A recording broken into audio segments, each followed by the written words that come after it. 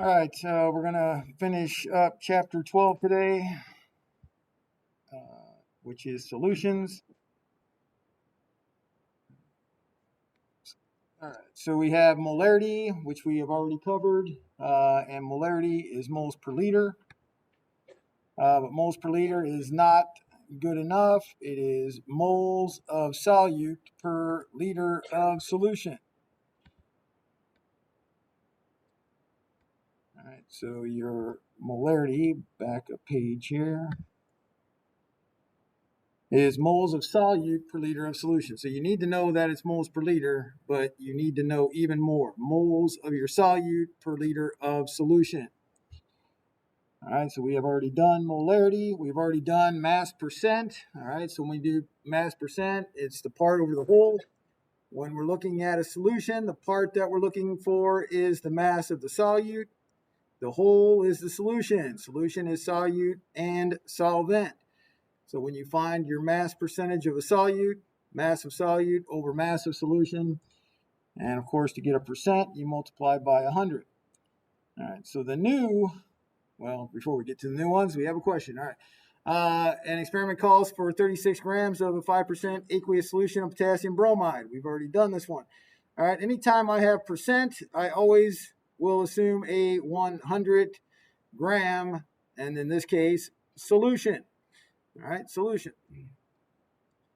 In this 100-gram solution, I know that I need 5 grams of KBr, and I need 95 grams of water in order to make 100 grams of this solution. And again, this is a mass percent. All percentages in chemistry are going to be mass percent unless they state otherwise. All right, and so it is the mass, KBr, the solute, over the mass of solution, 100 grams times 100. All right, and so that would be making 100 grams of solution. All right, so we did last time that we need 5 grams of KBr for every 100 grams of solution. How many grams of KBr do we need for making 36 grams of solution? All right, so then you got to take your 36 times 5, all right, which is 180 divided by 100, 1.80. So when you do this, you get 1.80 grams of Ki. All right, and so to make 36 total, then you're going to need 34.20 grams of H2O in order to get 36 grams of that solution. All right, so you just set up a ratio. So you know this, 100-gram sample, all right, 100 grams of this solution, 5 grams is going to be your KBr, 95 is going to be water, and that gives you 100 grams of that solution. And then you just set up a ratio. I don't want 100 grams. I need 5 for 100. How many do I need for 36? There's many ways to do this question. That is the way that I will always do it. All right, so they work through how they do it. All right, so the new concentration is molality. That's a little m. All right, so this is going to be a typed test, not a handwritten test. So you're going to know a smaller m versus a larger m. All right, and so you have a lowercase m. That is molality. And what you need to know is not just moles per kilogram. That would not be good enough. All right, so just like molarity, it's moles of the solute, but different than molarity, it is kilograms of solvent, not solution, solvent. So now we have to have the kilograms of the solvent. All right, so you need to know these parts here are very important, that you know it's moles of solute, kilograms of solvent. All right, so when you have this question, it says, what is the molality? All right, so when you're looking for molality, again, we need to find moles solute, and we need to find kilograms of solvent. All right, so you have to know what you're looking for. If you don't know what molality is, this is an impossible question. All right, so what is the molality of a solution of 5 grams of iodine in 30 grams of methylene chloride? All right, so here you have to be able to identify it. All right, so the smaller amount, this is your solute. Larger amount, this is your solvent. All right, so now if you know it's moles of solute, well, we have to just convert grams of iodine, use the periodic table, and get moles. So simply convert to moles. And here is your solvent. We need kilograms, so here you just convert to kilograms. And then you just divide your answer for your moles, divided by your answer that you got for kilograms, and then you have your answer. Again, if you don't know what molality is, it's impossible. If you do, it is not a difficult question. You just convert grams, use the periodic table, get the molar mass of I2. Mass divided by molar mass is moles, and then here you just divide by 1,000. Move the decimal place 3 spots to the left. However, you go from grams to kilograms. Very simple. Then you just divide those two numbers.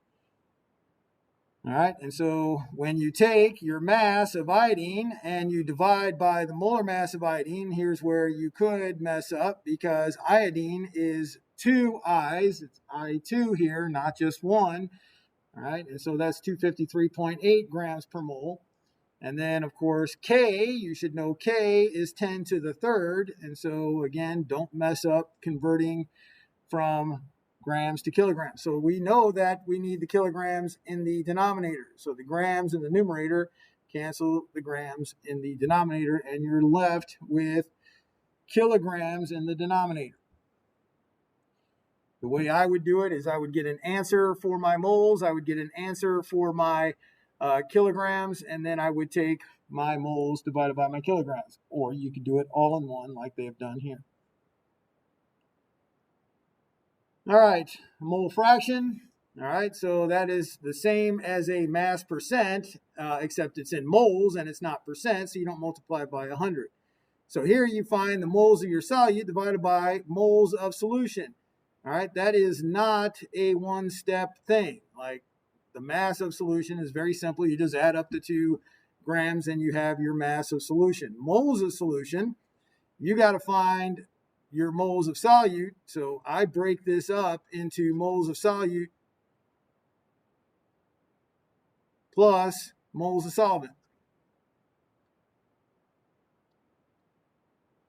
All right, so you have to have moles. You're going to have a different molar mass for the solute. You're going to have a different molar mass. Solute and solvent are going to have different molar masses.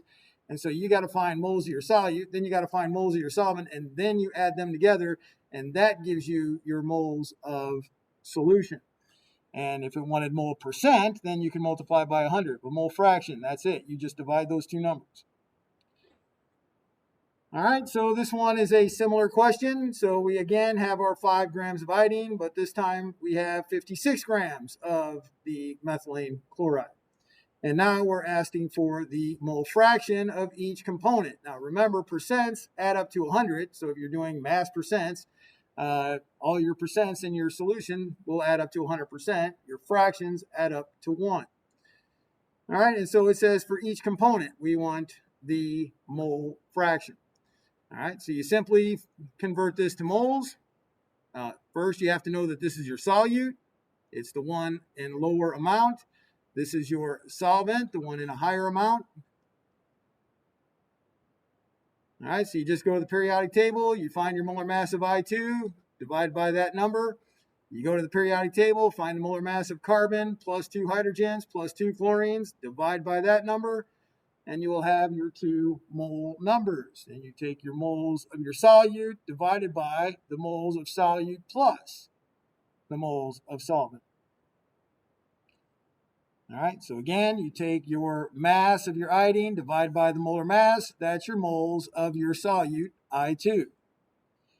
Then you take your solvent, 56 grams. A carbon, 2 hydrogens, 2 chlorines has a molar mass of 84.93 grams per mole. Now you have moles of your CH2Cl2. So you take your moles of your solute divided by, you got to now add them up, get moles total. So moles of your solute divided by moles total is your answer. All right, so you just add those two numbers up and you get 0.6791 moles total. So this is moles of solution. So when you add the solute plus the solvent, you have the solution. All right, and so to get your two numbers, you simply take your iodine number and divide by the 0.6791. Then you divide your solvent number, the 0.6594, divided by 0.6791, and those are your two numbers. Again, you don't have to do it that way. You can also know that if you have the mole fraction of your iodine, you can go right to the mole fraction of your CH2Cl2 because they have to add up to 1. So 0.9710. Because when you add those up, if I did that math correctly, it adds up to 1. Or you can plug in the numbers and you will get 0.9710. I'm not sure why this one, it may not be a 0 at the end, but I'm going to say it is. All right. I didn't push the buttons, but anyway, you got 4 sig figs, 4 sig figs. This should be given to 4 sig figs. Here, also 4 sig figs, 4 sig figs. This one should also be given to 4 sig figs, but I am I'm pretty lenient on the sig figs. If you're off by 1, I usually don't care. But if you give a ridiculous number of sig figs, you will lose a point. All right. When you have alcohol and they are giving percentages, they will then state that it is a by volume. So if you are given a percent and it's not listed any by volume, by mass, it's always by mass in chemistry. All right. It does not have to be labeled by mass. If it is a percent, it's by mass. If it is not by mass, then they have to label it. And so this is 47% by volume. So when we assume a 100 milliliter solution, so now it's not 100 grams that we are going to say we're going to start with. We say we're going to start with 100 mils of solution. All right, and so 47% of that is alcohol. So 47 mils is alcohol. And the other 53 mils is going to be water. All right, and so again, if it's by volume, then I always go with 100 milliliter sample versus if it is percent by mass, I go with 100 gram sample. All right, and so the question here is what is the mole fraction of the alcohol? They give you the formula for your alcohol so you can find the molar mass. All right, and then they also give the density of the alcohol. That is the 0.80 grams per milliliter. All right, so we want to find the mole fraction. So we have to go from milliliters to moles. In order to go from milliliters to moles, first milliliters have to be converted to grams. All right, and so we have to multiply by the density. So you take your 47 mils of alcohol, and the density is given, 0.80 grams per mole. Now we have the mass of our alcohol. And then we simply divide by the molar mass. So then we divide by the molar mass, and then we get moles.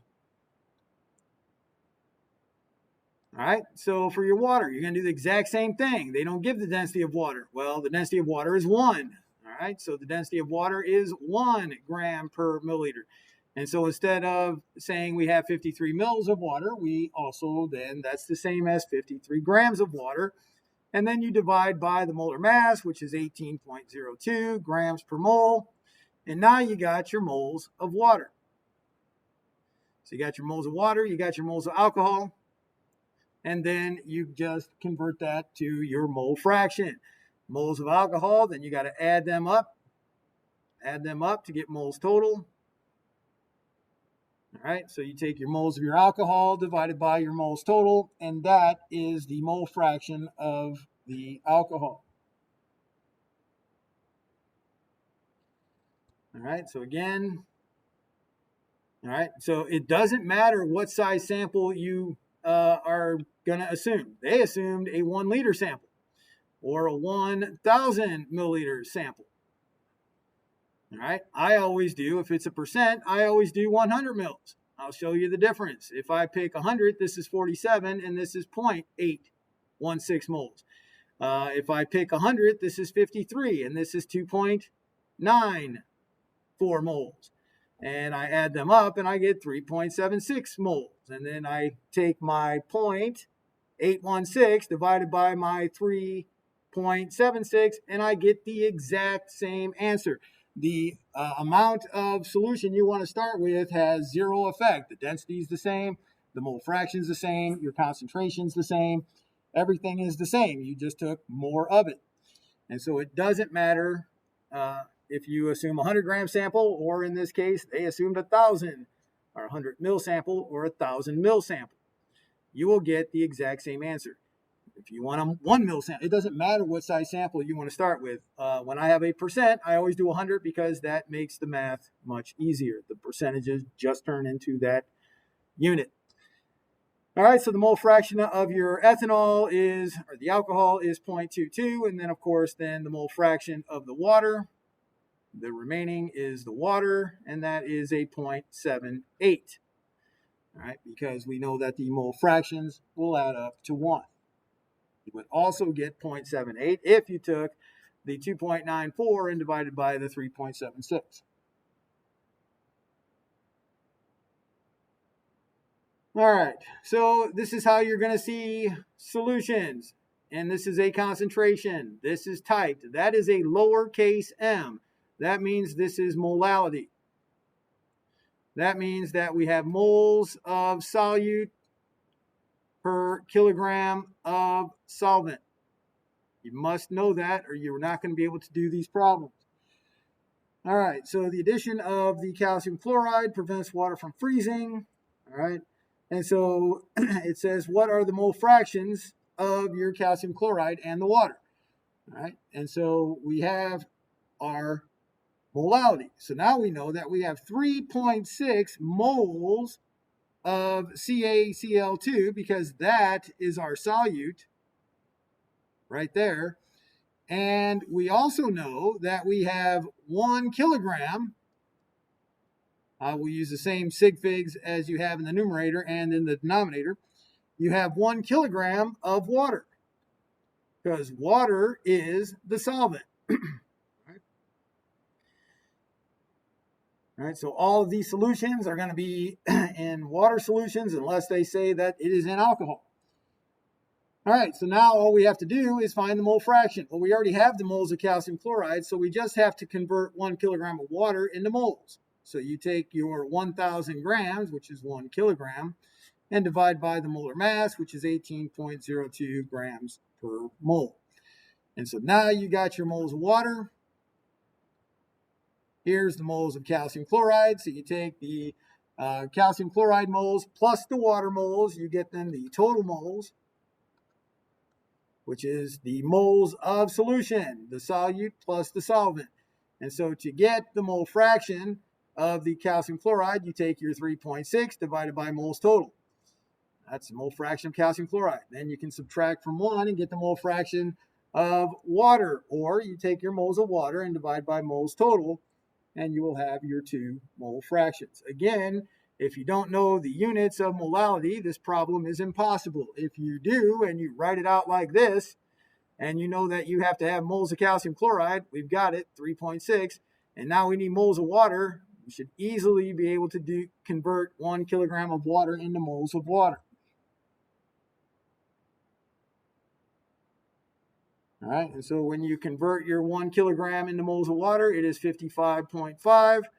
All right, so then you add them up. Your total is 59.1. You take your 3.6 moles of your calcium chloride, divide by the total moles, 59.1. And then you take your mole fraction of water by taking moles of water divided by moles total. All right, and so in this case, I would have given this, I would have gotten this number, and then over here, I would have said it is 0.939 because I would have just subtracted from 1. But if you push the buttons, you should still be given, well, no, that should still be 2 sig figs, so that would be right. Because this is, if this is 2 sig figs, then this should be 2 sig figs, and this should be 2 sig figs. All right. Again, sig figs are very lenient on the sig figs unless they are ridiculous. All right. So a solution contains this many, this mole fraction of iodine, okay, and it's dissolved in a mole fraction of methylene chloride. So, okay, those numbers add up to 1. So we are given the mole fractions of your solute and your solvent. All right, and then it asks for the molality. All right, so you have to look very hard at what are we doing? Is it molarity or molality? Okay, that's different by a letter. So this one is molality. So what we need is we need to have the moles of the solute, in this case is iodine, divided by the kilograms of the solvent, all right, which is the methylene chloride, CH2Cl2. All right, so that's what we're looking for, and we are given the mole fractions. All right, and so the mole fractions, we have 0.9911 moles of CH2Cl2. All right, so that is to 1 mole total, which is the both of them added together. All right, so the mole fraction is part over whole. All right, so if that is your number, then you want it per whole, so that is then divided by 1. And the other in decimal form, 0.0889. And this is moles of your iodine over the 1 mole total. All right, because this is your moles of methylene chloride, this is your moles of iodine. You add them up and you have a 1 mole total. Let's see, that is only 2, so 0.00889 is what should be here. All right, so what is the molality? All right, so moles of iodine, we've got that. It's right here.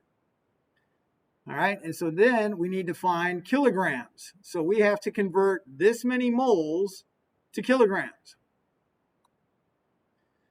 All right, so when you have your mole fractions, all right, so that means you have the moles of both your solute and your solvent. All right, and so you have moles of solute. We stick that number in right there.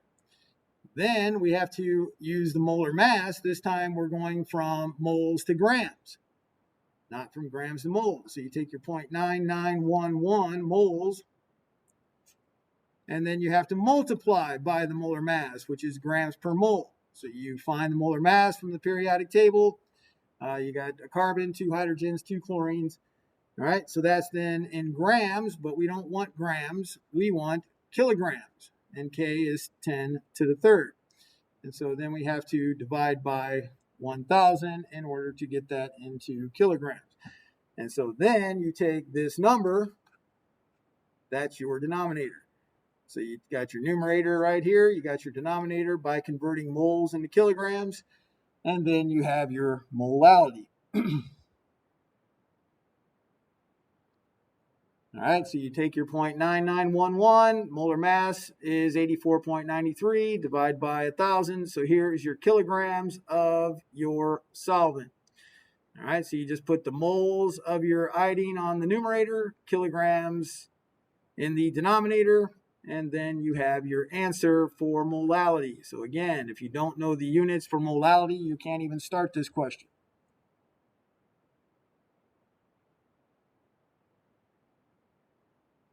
All right, so again, little m, molality. So we have 2.331 moles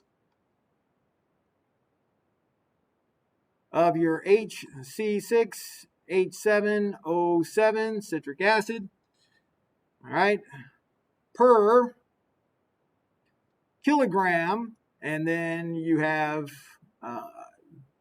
if it doesn't state anything about the, oh, right here, okay.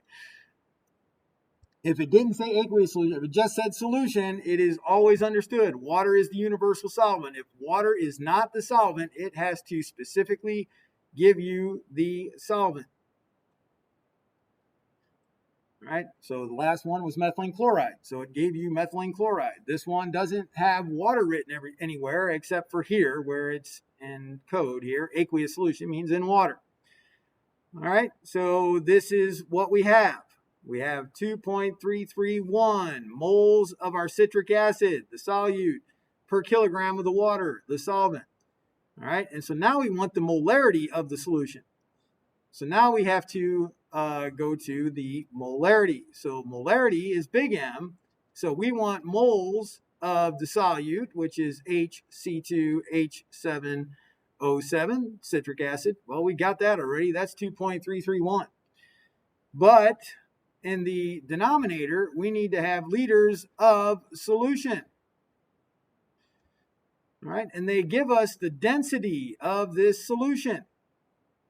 All right, but we need to know more units for density. When they give the density of 1.1, that's a lot of sig figs, 3, 4, 6 grams per milliliter. When you're doing density, that is not good enough units. All right, you have to know that when you're taking the density, when we did our unknown solution, we weighed the whole thing. We took the volume of the whole thing. All right, so it is the mass of solution, the whole thing, divided by the volume of solution, the whole thing. All right, and so the density is the mass of solution divided by the milliliters of solution. So now we see that we're going to use the density and we're going to solve for this volume of solution to get our denominator. We already have the numerator. It is the 2.331 moles. All right, in order to get that, we're going to have to be able to find the mass of the solution. All right, so the solution here, when you have your little m, well, we know that we have 1,000 grams of water because that is kilogram of water is 1,000 grams. All right, so now that is our water. In order to find the mass of solution, we need to find water and citric acid and add them up. Well, here we go again with moles to grams. So we just need to take this moles, 2.331 moles, and multiply it by the molar mass, which is grams per mole. And now we have the mass of the citric acid, and then we add them up. And then we will have our total mass, which we can then use our density to convert to volume of solution, and then convert that to liters and put it into our denominator.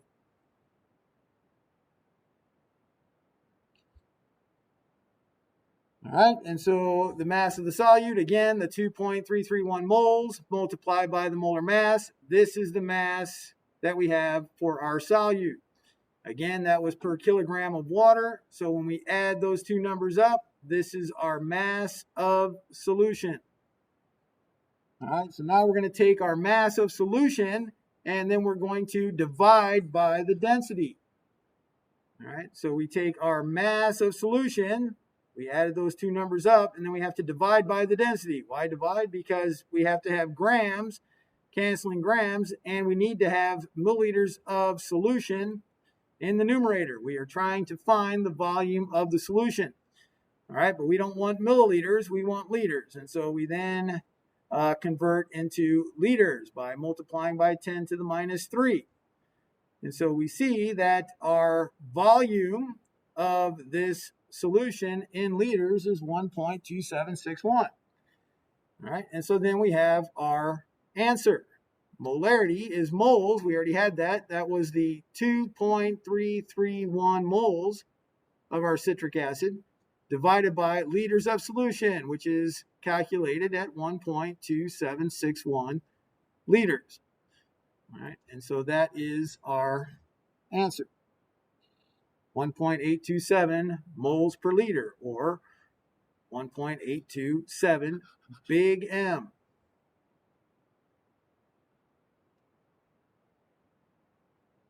All right. So we're going to go in the reverse direction as well. So this one, it was, here is your molality, and density, and what is the molarity. We can then go the other direction, which is, here is your big M. All right, be very careful with the lowercase m versus the big M. Again, it's going to be typed. All right, so you're not going to say I couldn't tell that was a big M. It is typed. So the big M right there, 14.1. Big M is molarity. And they give you a density. And now they're asking for the molality. All right, so again, you have to know what molarity is to the correct and very specific units. 14.1 moles of our solute, which is the C2H5OH, the ethanol, per liter of solution. So we know that we have 14.1 moles of our alcohol per liter of solution. All right, and we also have the density. The density of this solution is 0.853 grams of this solution per 1 milliliter of this solution. And so I would write down what you're given in the specific units, and then it's what is the molality. So then, all right, I need to know that now I need to find the moles, because I know molality is moles of our C2H5OH. Got that, 14.1. And then we also then know that that is per kilogram, all right? And it, again, is aqueous, and if it doesn't say what the solvent is, it's going to be water, kilograms of water.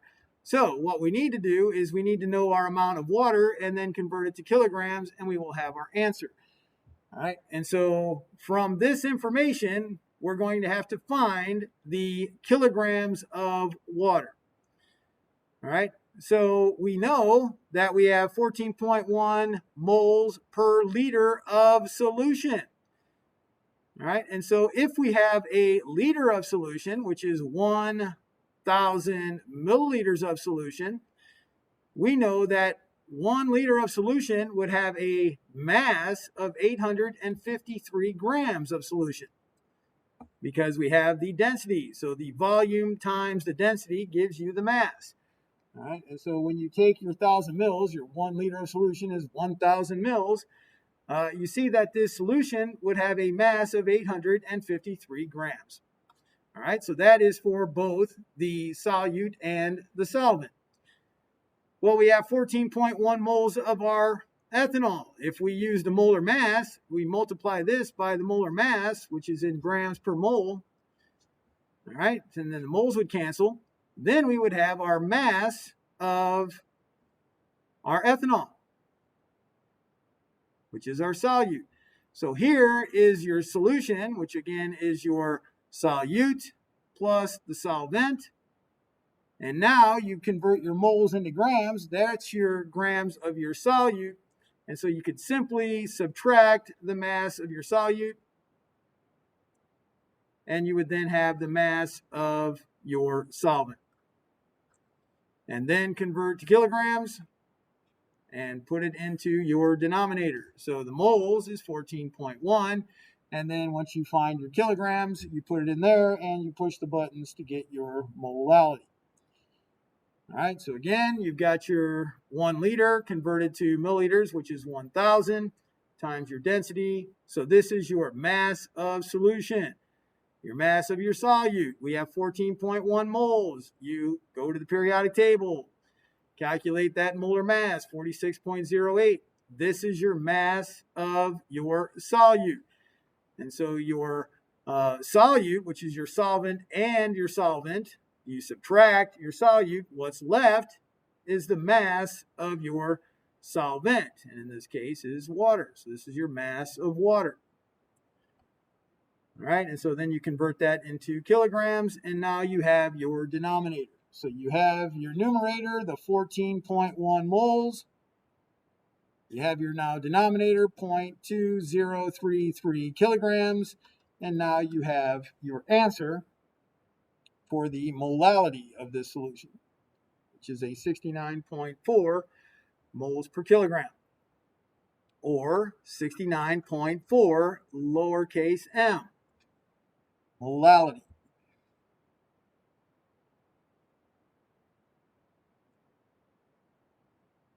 All right, colligative properties.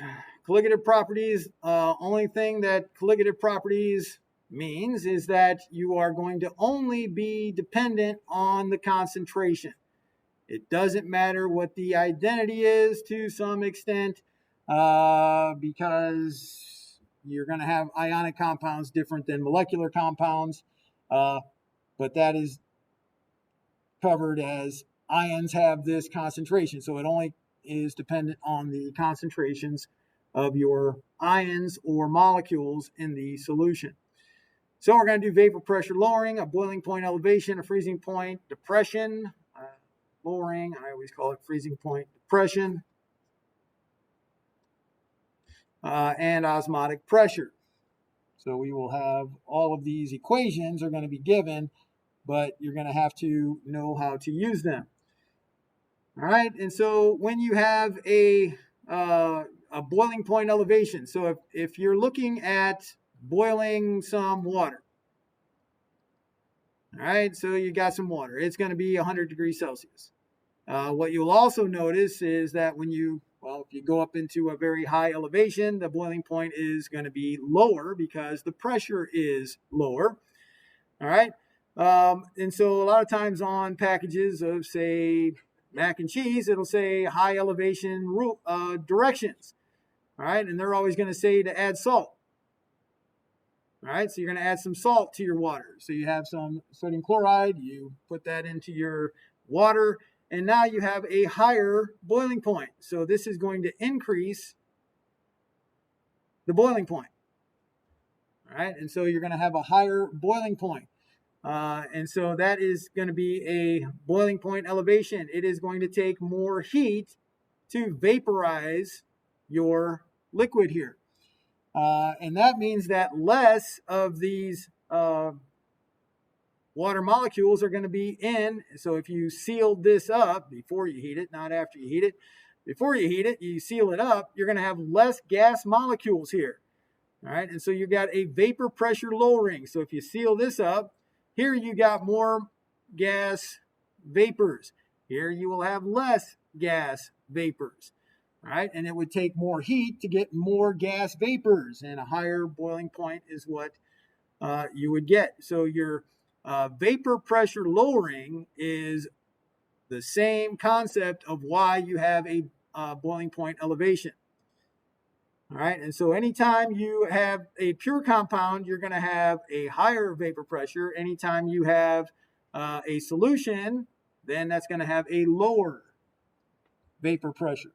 So you have a vapor pressure lowering. Anytime you have a pure substance, you're going to have a lower boiling point. Anytime you add something to that solution, it's going to make it a higher boiling point. You have a boiling point elevation and a vapor pressure lowering.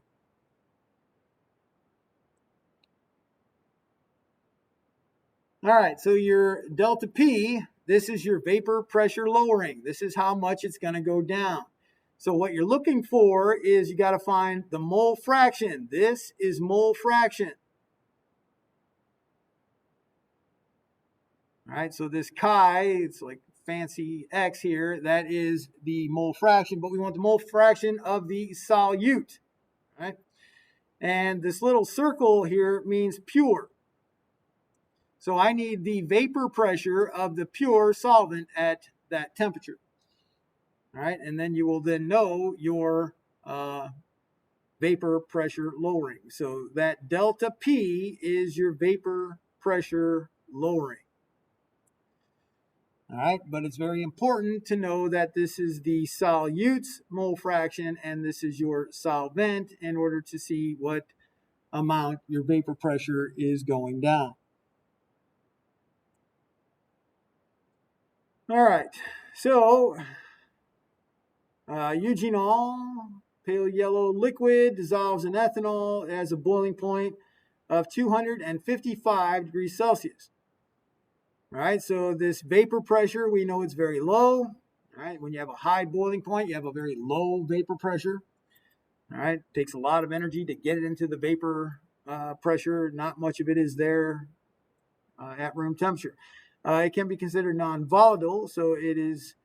What is the vapor pressure lowering at 20 degrees Celsius of a solution containing 8.56 grams of this eugenol in 50 grams of ethanol? So again, you have two liquids. The one that is a lower liquid, that is your solute.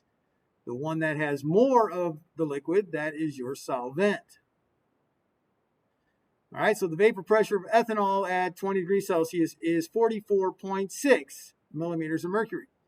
All right, so we're going to have a vapor pressure lowering. We want to know what the vapor pressure is going to be, or how much is going down. That's a very similar question, so make sure you're answering the right question. Here it is, what is the vapor pressure lowering? It could say, what is the vapor pressure when you have this? Right now, if we're at 44.6 and it goes down to 43.6, well, the vapor pressure lowering is 1. It went down by 1. And so we're looking for that number, how much it goes down by. All right, and so we're looking for the delta P, vapor pressure lowering. So we have to find the mole fraction of the solute, which is the eugenol, and we have to find the pressure of the pure ethanol. Well, they gave that to us. It is right here. This is the pressure of the vapor pressure of the solvent, ethanol, at 20 is 44.6. So they gave that to us. So that number goes right here.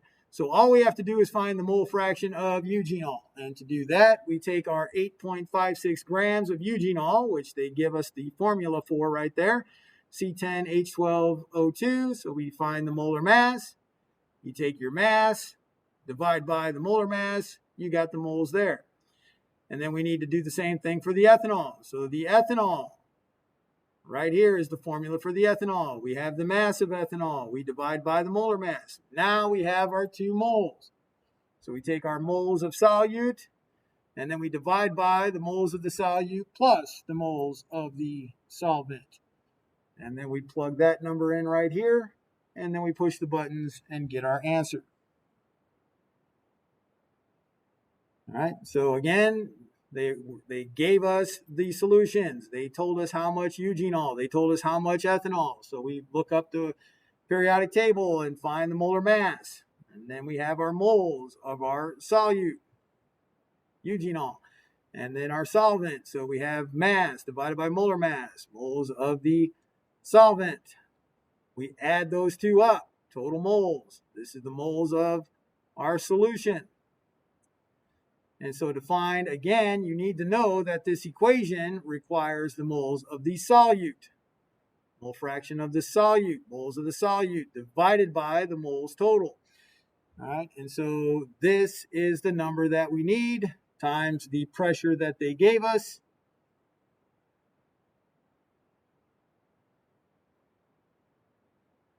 All right, so that's the number times the pressure that they gave us, and then we push the buttons, and we see that our vapor pressure lowering was a 2.04. Now, if it asks for what is now the current vapor pressure, well, that is going to be,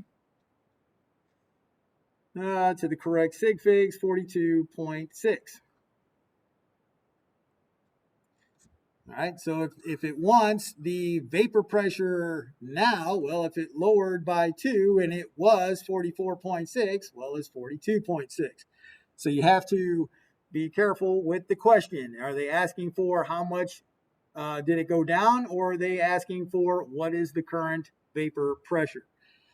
All right, so you can get those answers easily. So this is how much it went down from here. So you just subtract.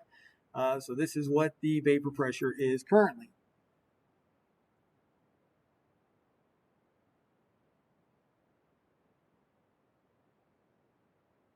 All right, so here is your boiling point elevation equation. All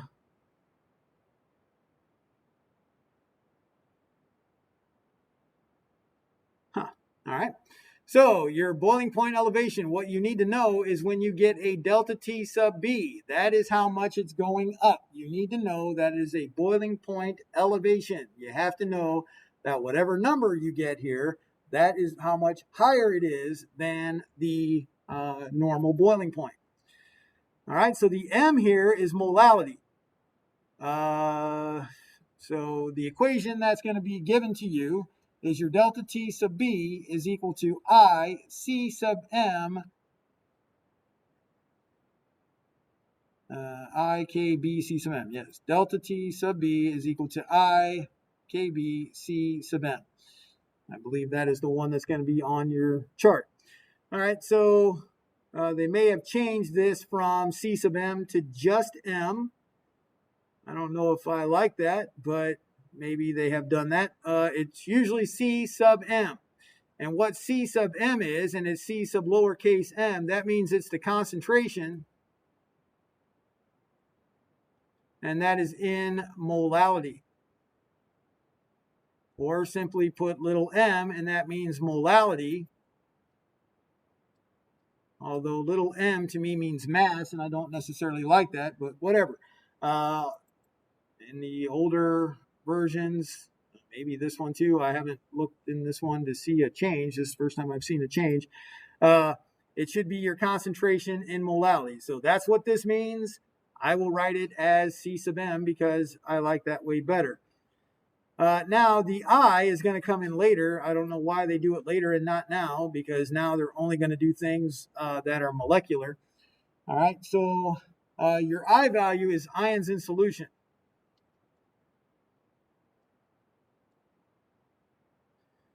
Ions / molecules.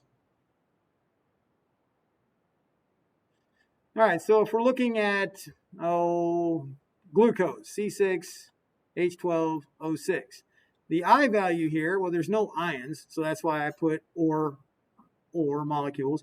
All right, so if you are a molecular solute, any molecular solute, all nonmetals, molecular solutes, your I value is always 1. The only time you have an I value that is not going to be 1 is when you have ions in the solution, like if you had NaCl. NaCl in this aqueous solution will give you Na plus and Cl minus. It is a soluble salt.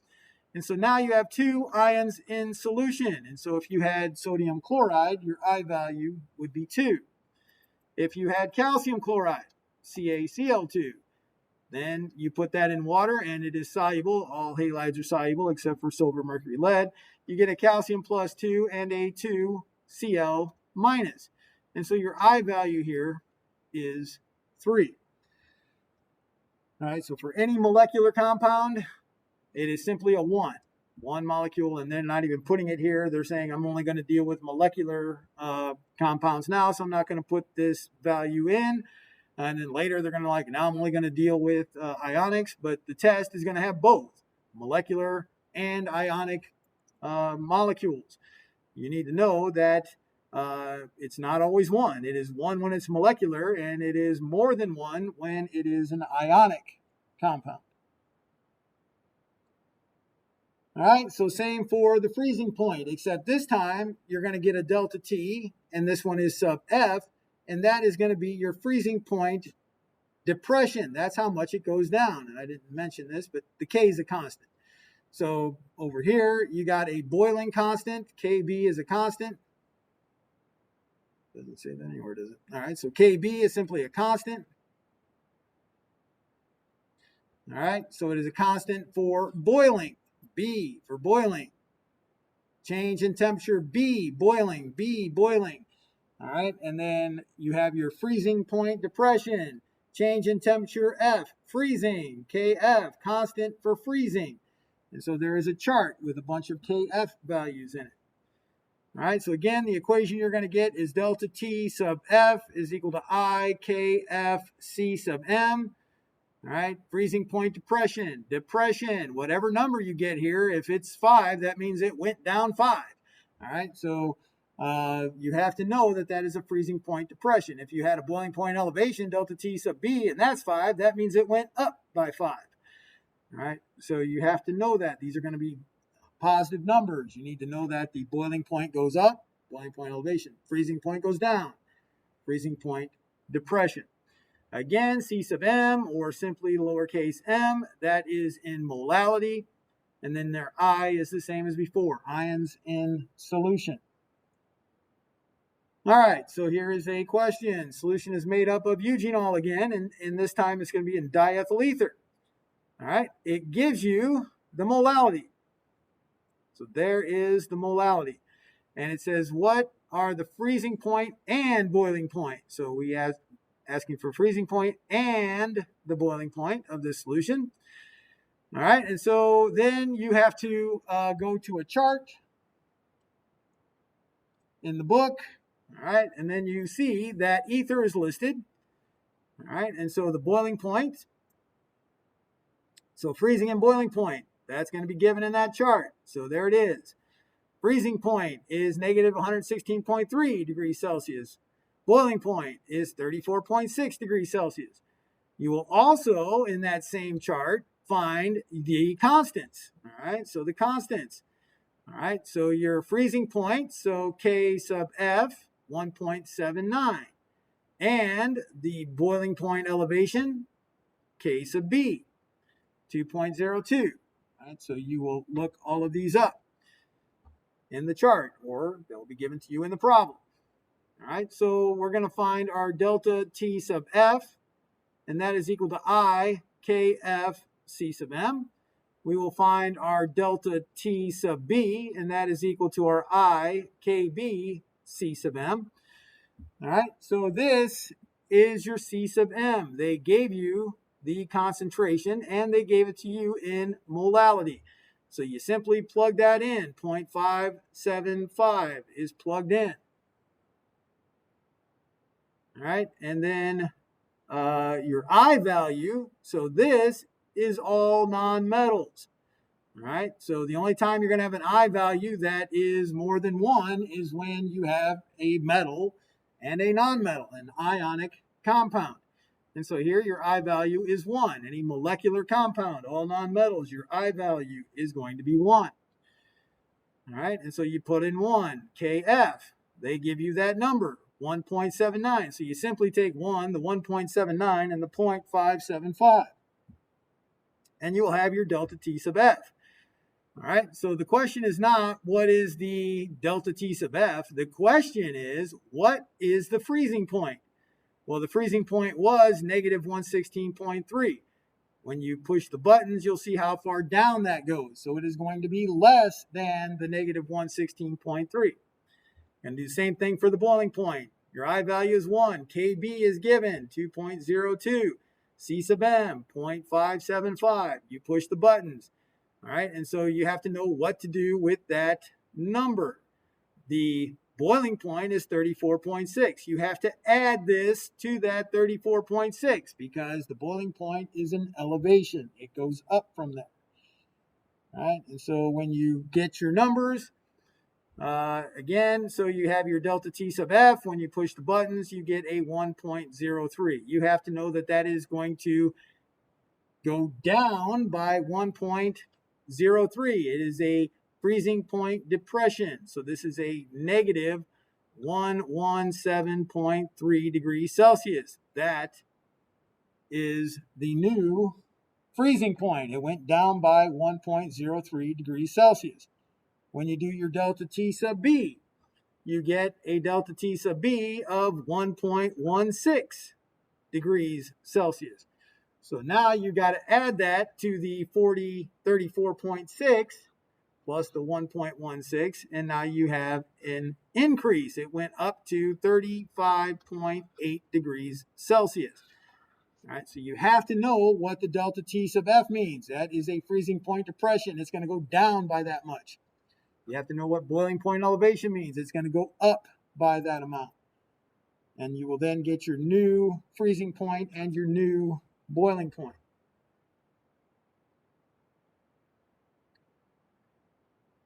All right. All right, so here we have a freezing point depression. This is going to be exactly what we're doing in the lab tomorrow. All right, we're going to do a freezing point depression.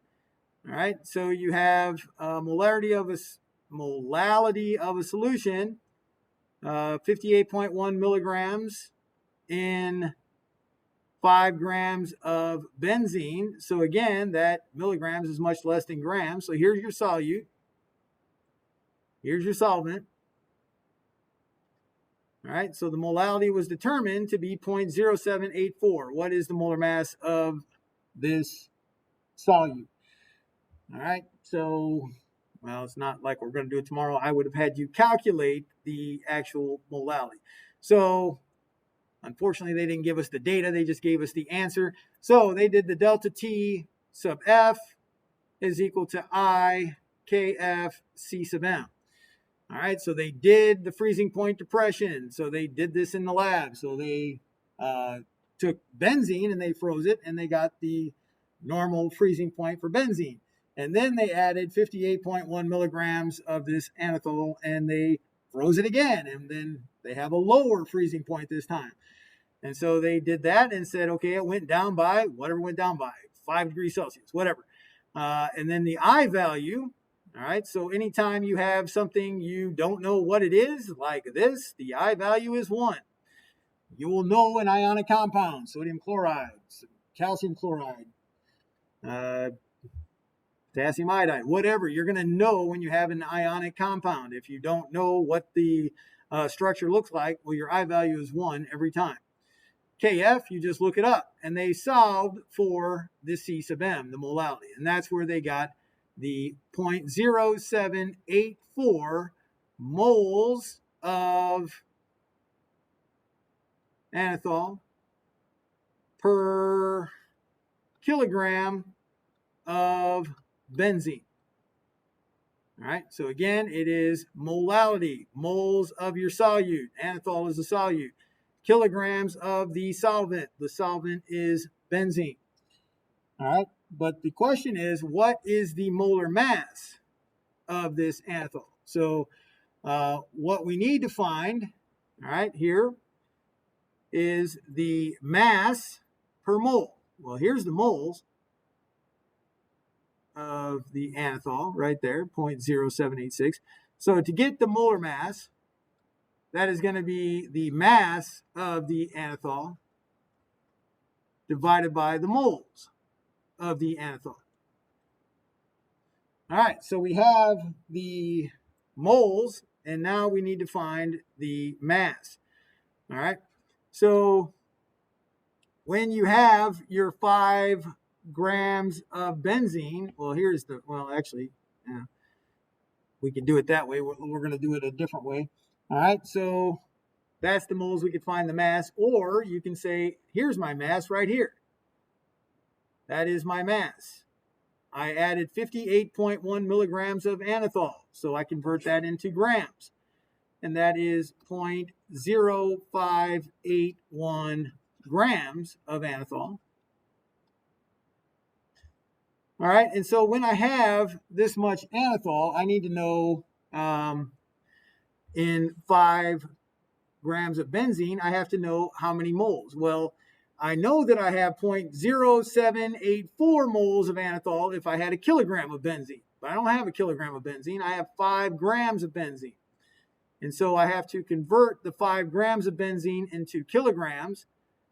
All right, so you have your 5 grams, and then you have to convert that into kilograms. So you have to divide by 1,000. So if I have 5 grams of benzene, and then I convert that to kilograms, and then my kilograms of benzene will cancel, grams cancel. And so then I have moles of anethol in 5 grams of benzene instead of in 1 kilogram of benzene. And then that number would go here, and then you would have your molar mass. All right, let's see how they're going to do it.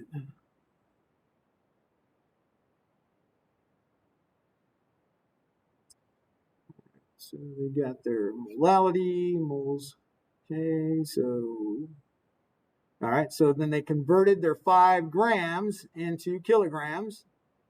All right, so you took your 5 grams and converted it into kilograms, 0.00500 kilograms. and then you multiplied that by the moles per kilogram. All right, so that gives you your moles of your solute.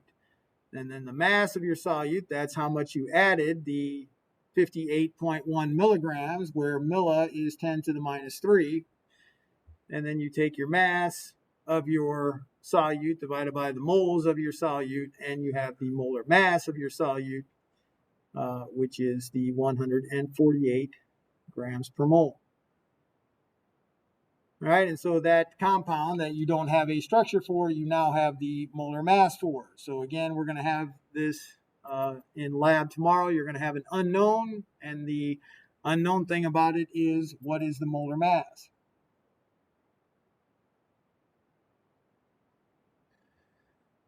All right, 11.2 grams sulfur dissolved in 40 grams carbon disulfide. All right, so here's your solute. Here's your solvent.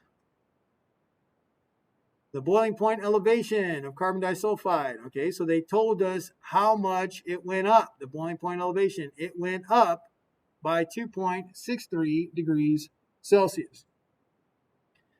All right, so yeah, this is more of the data we're going to get, except we're doing a freezing point depression, not a boiling point elevation. All right, so what is the molar mass of the sulfur in the solution? All right, and what is the formula of molecular sulfur? And they give you the Kb for carbon disulfide, 2.40. So we have delta T sub B is equal to I Kb C sub M. All right, so sulfur is just a nonmetal. It is not an ionic compound, so the I value is 1. They gave us the delta TBs. They said the boiling point elevation was found to be 2.63 degrees Celsius. All right, sulfur is not an ionic compound. 1 is what you're going to put in. Kb, we looked it up on the chart for carbon disulfide, 2.40. All right, and so then we can find our concentration in molality. All right, so you simply divide both sides by 2.4, and you get your concentration to be 0.9 something.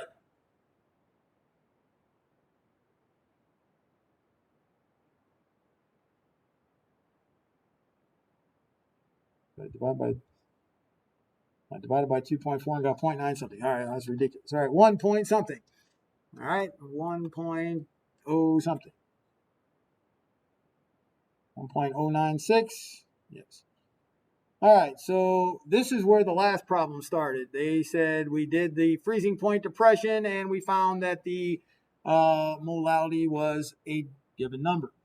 All right, so this one required you to plug in the data, which was, here's your delta T sub B. The I value was 1 because it was sulfur, and here's your Kf. And so you simply divided both sides by the Kf to get your molality. All right, and so now the question is, again, to find the molar mass. All right, so then you have to see that this time we have the mass of sulfur, which is 11.2 grams of sulfur, in 40 grams of your solvent. So 11.2 grams, 40 grams.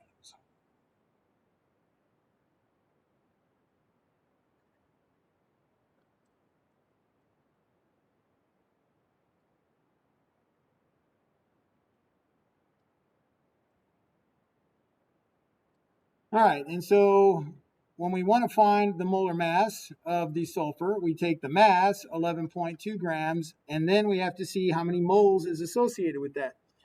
All right, well, it would be 1.096 moles if we had a kilogram of the solvent. But we didn't use a kilogram of the solvent. We used 40.0 grams of our solvent, which we can then convert into kilograms. And so that would give us our moles, and that number would go right there to find our molar mass. All right, and so now we have our moles, and then that goes right there, that number, 0.04383. So 11.2 divided by 0.04383, that gives us 255.5. All right, so we know that that is not the molar mass of S. We can look at the periodic table. The molar mass of sulfur is 32. And so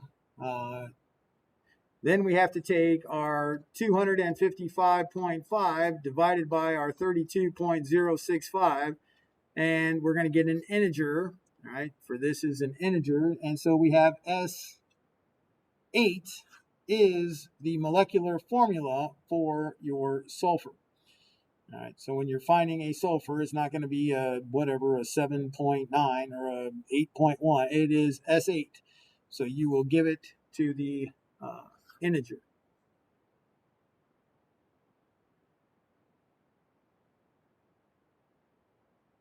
All right, so osmosis.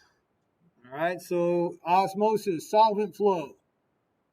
All right, solutes do not flow. Solvent will flow through a semi-permeable membrane. Semi-permeable means that the solvent will go through, the solute will not go through.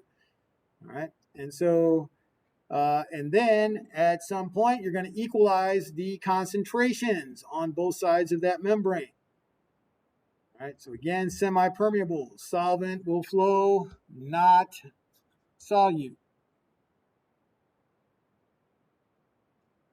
All right, so if on your semi-permeable membrane, one side you just have water and the other side you have a concentration, well, no concentration versus concentration. All right, so your water molecules are going to be going into the higher concentration. So your molecules are going to go this way. Note the semi-permeable membranes, they have very small openings. The small opening is big enough for the water to go through. It is not big enough for a solvent or a solute molecule to go through.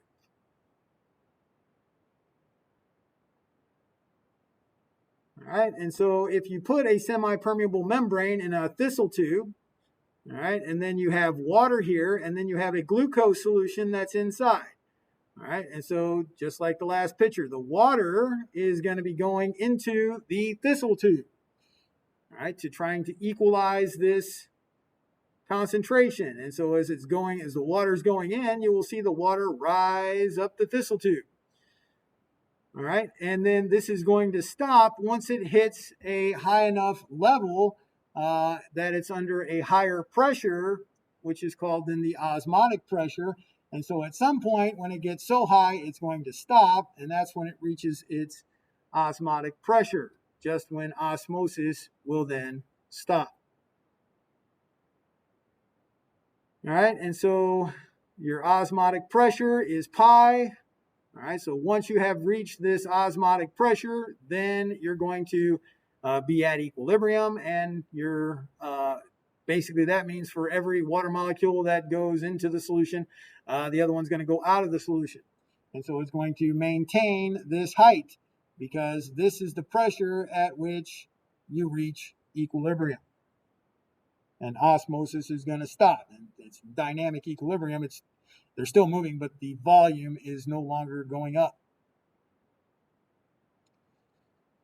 All right, and so we have, this one is easy to remember because we have PV is equal to nRT from chapter 6.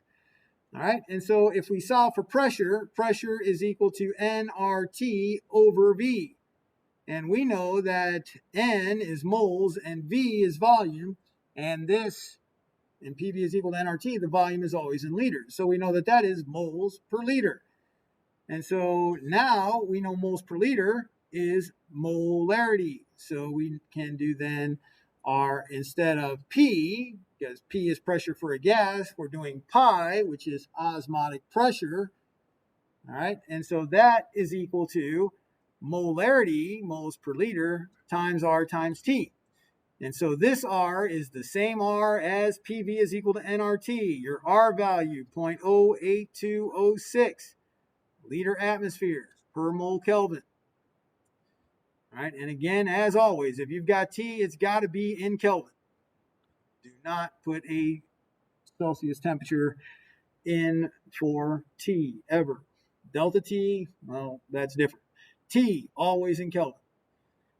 All right, and so we see that in this equation, we're going to get units of atmospheres for our osmotic pressure. So osmotic pressure is going to be in atmospheres. All right, and so this again is a colligative property, and so in my equation, I will have an I here.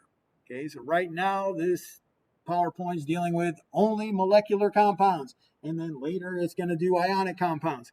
I keep the I in there at all times on the test. It's not going to be labeled no molecular, only molecular, and only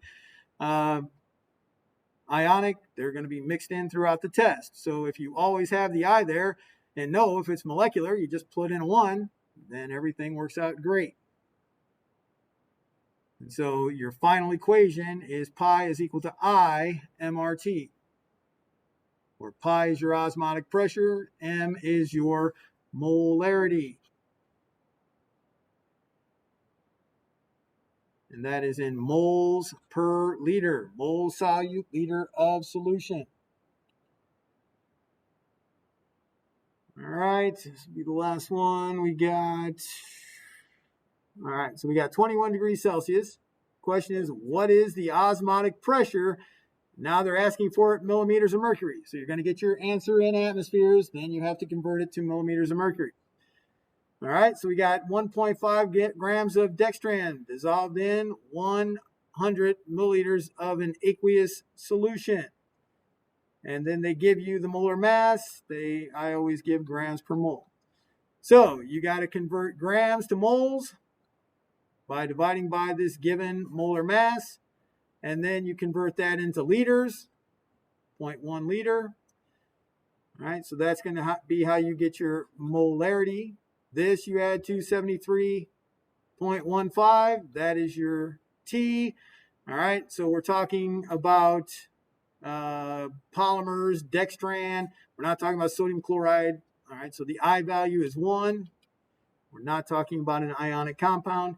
And so pi is equal to I, the M, 1.50 divided by 4.0 times 10 to the 8th divided by 0.1. That's your moles per liter. That's M. R is 0.08206.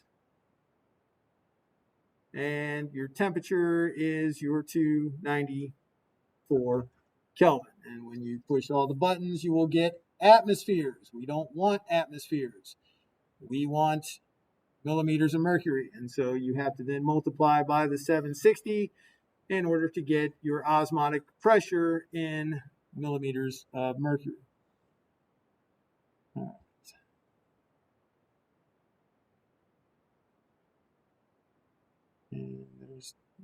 So they do give the equations with the I values, and these are the ones that are given on the test.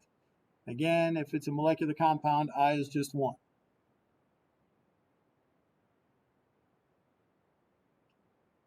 And that is pretty much the end of the chapter. They just do examples. Oh, we have colloids. I'll talk a little bit about colloids and soaps next time, and that is then it. All right, so lab tomorrow.